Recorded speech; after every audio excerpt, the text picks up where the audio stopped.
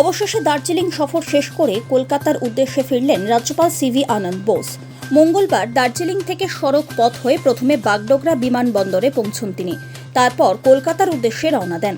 তবে এই দিন বিমানবন্দরে নেমে ভিতরে ঢুকে পড়েন রাজ্যপাল। গত শুক্রবার দুপুরবেলায় G20 সম্মেলনে অংশ নিয়েছেন তিনি।